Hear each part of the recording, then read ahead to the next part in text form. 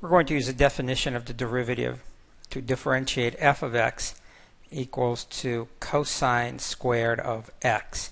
Now cosine squared of x, of course, is cosine of x times cosine of x, which we can also write as cosine of x squared. And we'll use these two notations interchangeably throughout this problem. Recall the definition of the derivative.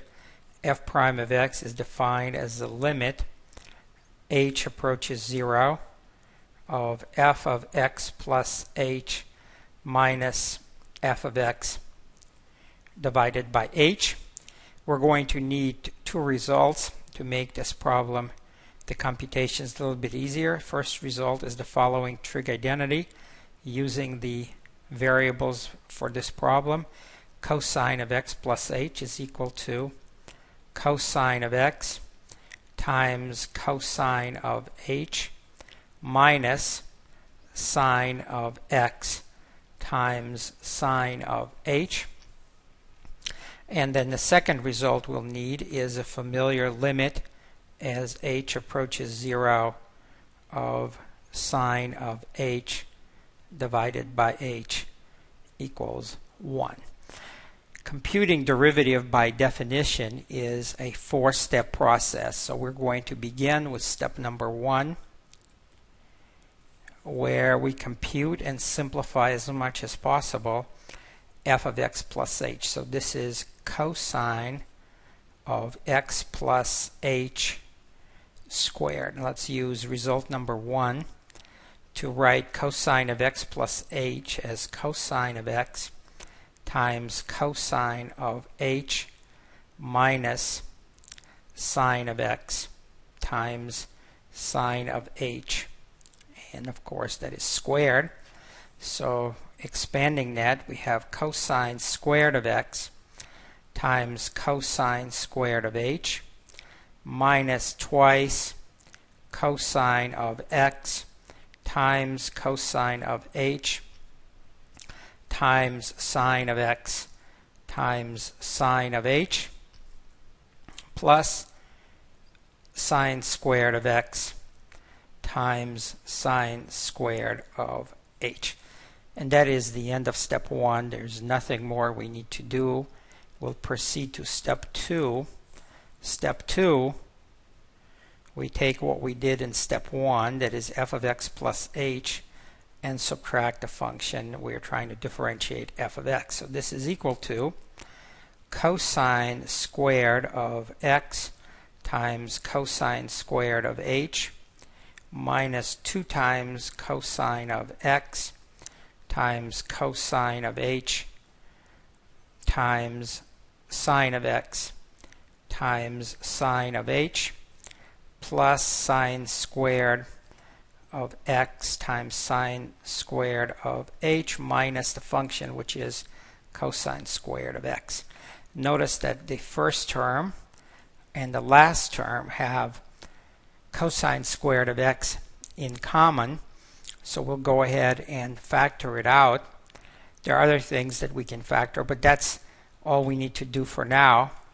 So we factor out cosine squared of x. That leaves cosine squared of h minus 1, and then minus 2 times cosine of x times cosine of h times the sine of x times the sine of h plus sine squared of x times sine squared of h.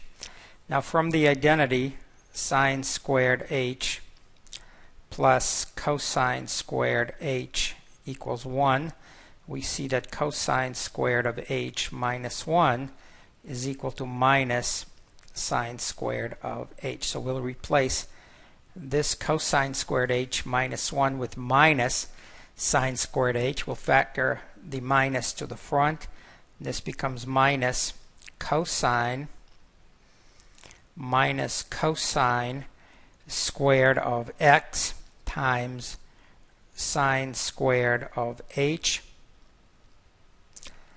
and then minus 2 cosine of x cosine of h times sine x times sine h plus sine squared x times sine squared of h. And that is the end of step number 2. In step number 3, we're going to take what we did in step number 2, so f of x plus h minus f of x, and divided by h. Since the end of step 2 has 3 separate pieces that we're adding and subtracting, we'll just do the following. This is minus cosine squared of x times sine squared of h, and we divide that by h, then minus 2 cosine x cosine h times sine x times sine h.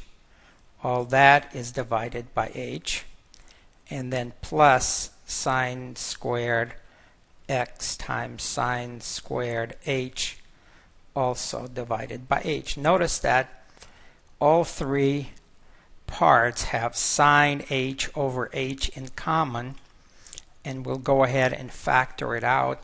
So this is sine h divided by h. That's factored out, and what we have left is minus cosine squared of x times sine h in the first term, and then minus 2 cosine of x cosine of h times sine x in the second, the middle term, and then plus sine squared x times sine h in the last term. And that's the end of step 3. Now we're going to compute the derivative. So step number 4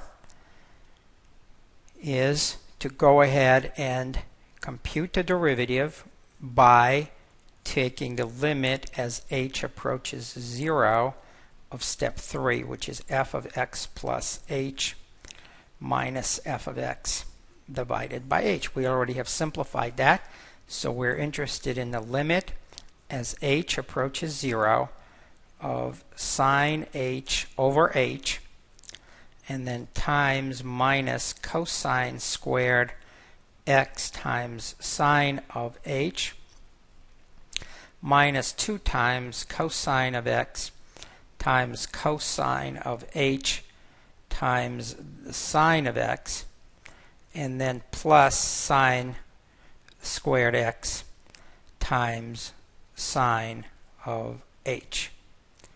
And so this limit as h approaches 0, that's result number 2. This is approaching 1. As h goes to 0, sine of h goes to sine of 0, which is 0. Cosine squared of x is unaffected because it doesn't contain an h. Cosine of h right here goes to cosine of 0 as h goes to 0. Cosine of 0 is 1, so this approaches 1. And similarly over here, sine h goes to sine of 0, which is 0. So the first part and the last part go to 0. The middle part goes to minus 2 cosine x times sine x.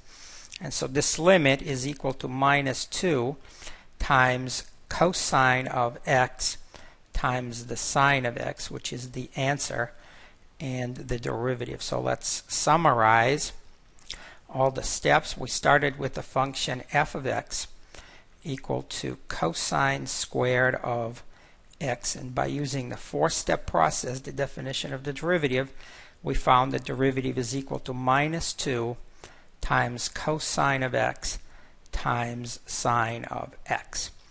Now we could derive this result in one other way. Note that in the previous video we started out with the function f of x equal to sine squared of x, and we used the definition of the derivative to show that the derivative of this function is 2 sine of x times cosine of x.